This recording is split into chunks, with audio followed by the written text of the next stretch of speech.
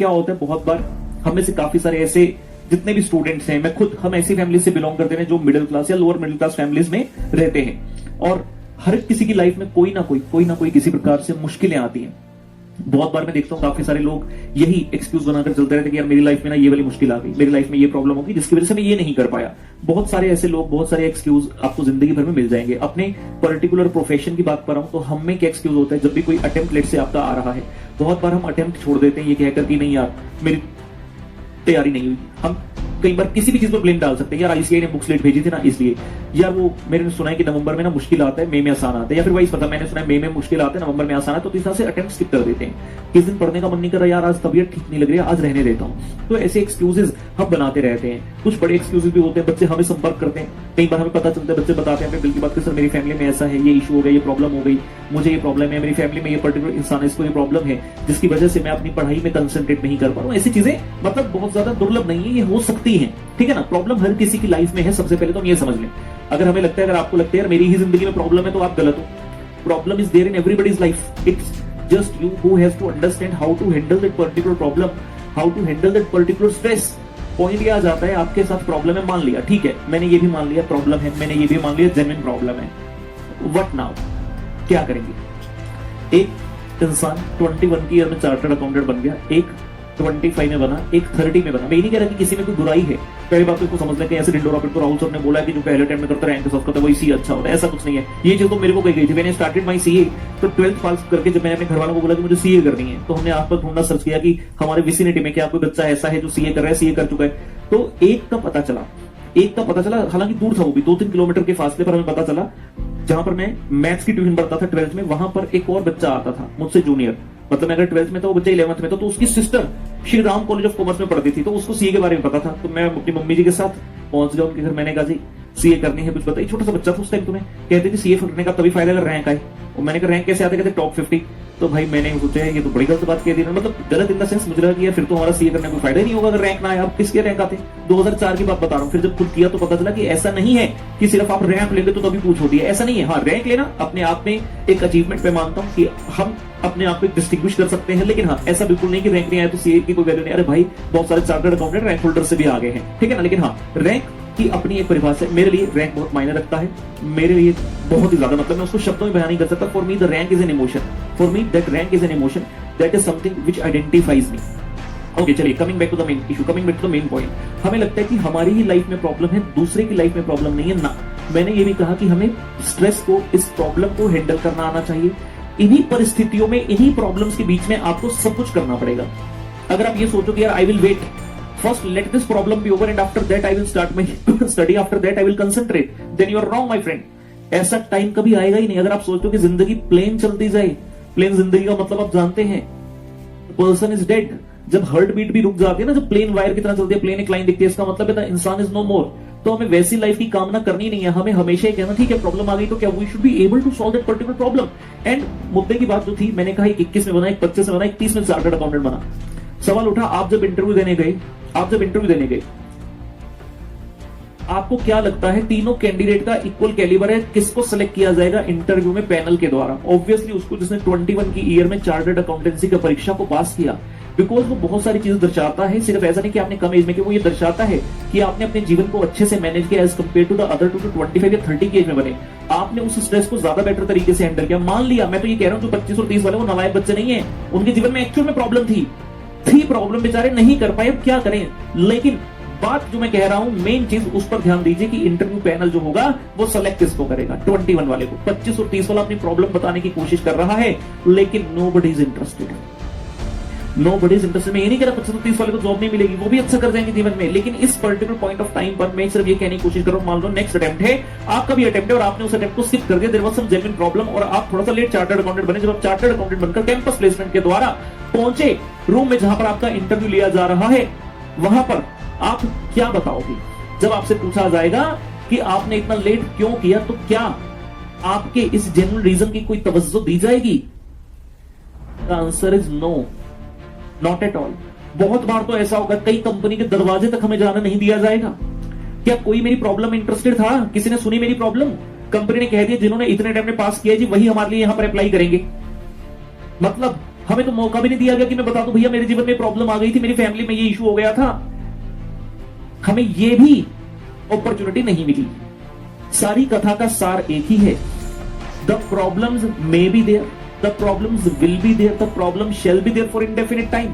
अगर हमें लग रहा है मेरे जीवन में लेट से एक प्रॉब्लम है, आपने एक आइडेंटिफाई कर ली कि यार ये वाली प्रॉब्लम चली जाए ना तो बस मैं कर लूंगा। किसने आज आपको ये लिखकर दे दिया कि ये प्रॉब्लम जाएगी तो अगले नहीं आएगी। लाइफ जब मिली है ना इंसान के तौर पर, तो इसमें सब चीजें होनी है, जिसमें से प्रॉब्लम एक पार्ट है लाइफ का। The problems will keep coming and we will have to go through these only. Matter ये करता है कौन किस तरह से उस प्रॉब्लम को हैंडल करता है। और जो बच्चे कई बच्चे भी सुनकर ये कह रहे हैं नहीं नहीं कहना आसान है, सर को लग रहा है प्रॉब्लम मेरे जीवन में तो सच में बहुत बड़ी प्रॉब्लम है, तो भैया ठीक है, ऐसा करो जिसको अपनी प्रॉब्लम बड़ी लगती है, आसपास घर के कोई हॉस्पिटल होगा, जाकर एक इमरजेंसी का चक्कर मारो। हॉस्पिटल में इमरजेंसी होती है ना, इमरजेंसी में जाकर एक बार चक्कर मारो, वहां पता चलेगा कि लोगों के दुख क्या है, और तब लगेगा कि यार मेरा दुख तो कुछ भी नहीं है। रियल दुख उनका है, मुझसे ज्यादा जेन्युइन उन लोगों का दुख है, लेकिन फिर भी वो लोग जी रहे हैं ना, तो हमारा दुख उनके सामने कोई मायने नहीं रखता। और मैंने कहा मायने रखता भी हो, इंटरेस्टेड कौन है भाई? क्या हाथ पे हाथ धर के बैठ जाएंगे? नहीं बैठ सकते। बताते हैं आपको, सन 2008 नवंबर 2008 मेरी परीक्षा सीए फाइनल की हमने दिया, हमने क्लियर कर ली। अगला अटेम्प्ट आया जून 2009 में, मई में होते वैसे, लेकिन उसका पेपर जून में, वो जून 2009 में। तो हमारी एक फ्रेंड थी, उनके एग्जाम थे सीए फाइनल के सेम, 8 पेपर, पहला पेपर दे दिया।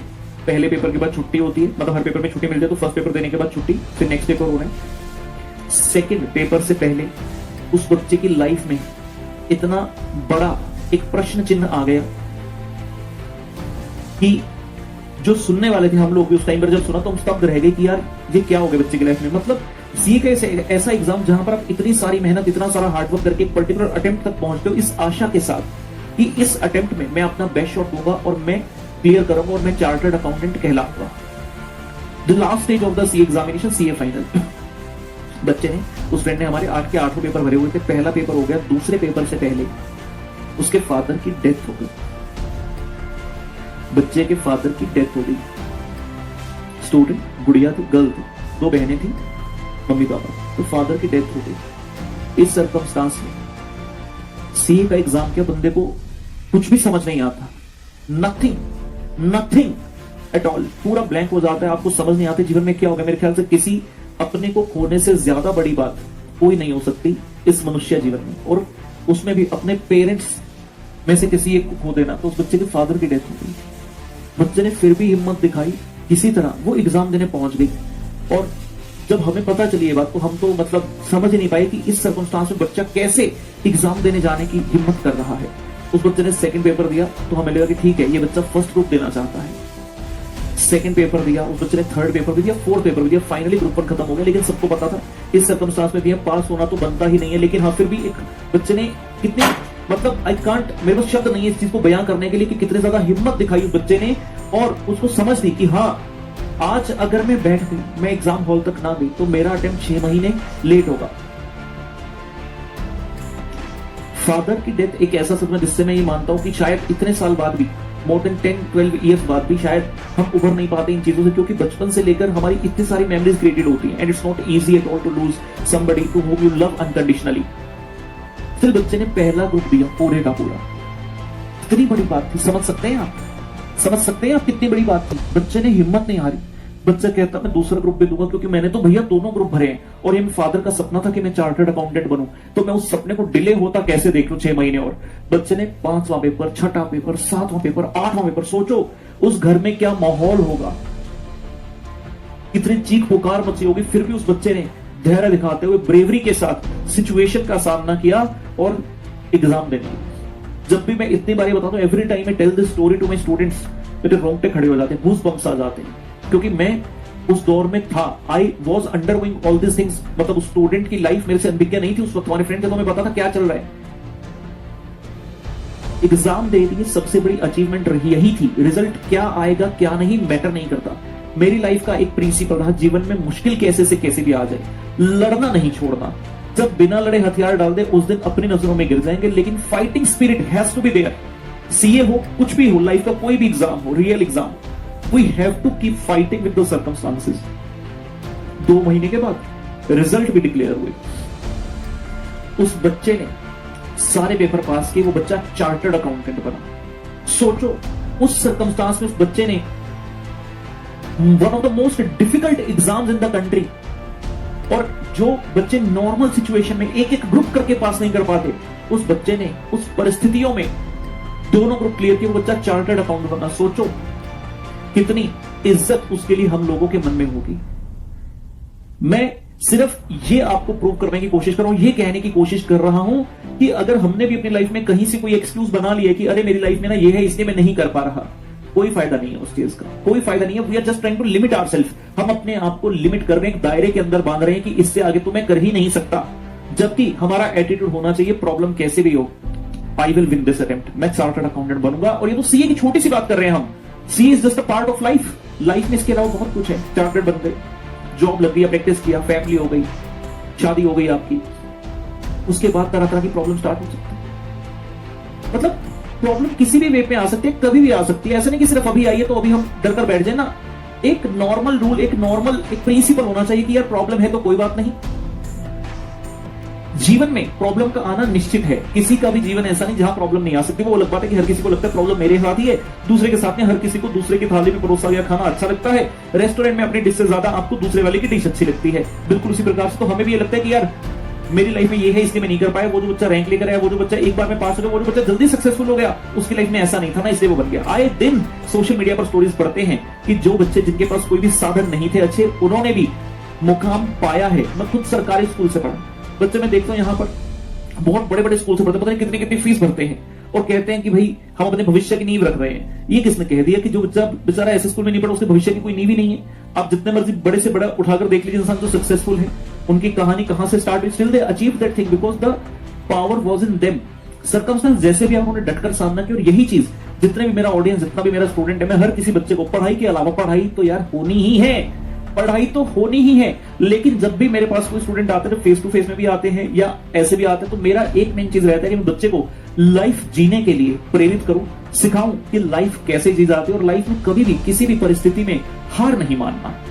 और बस यही कहना कि हाँ मैं कर दिखाऊंगा। जिस दिन हमने कह दिया कि यार मैं नहीं कर सकता क्योंकि ये प्रॉब्लम है मेरे साथ, उस दिन हम अपने आप को पराजय की तरफ लेकर जा रहे हैं। That should not happen, that should not happen. अगर आप मेरे स्टूडेंट हैं तो बस मैं यही चाहता हूं यार, कैसे भी कह लो, एक दोस्त की तरह मान लो, एक टीचर की तरह मान लो, अपने बड़े ब्रदर की तरह मान लो, किसी भी तरह मान लो। बस हाथ जोड़कर यही कहना चाहता हूं कि लाइफ में हमेशा एक फाइटिंग स्पिरिट रखिए और आगे बढ़ते चलिए, ठीक है ना।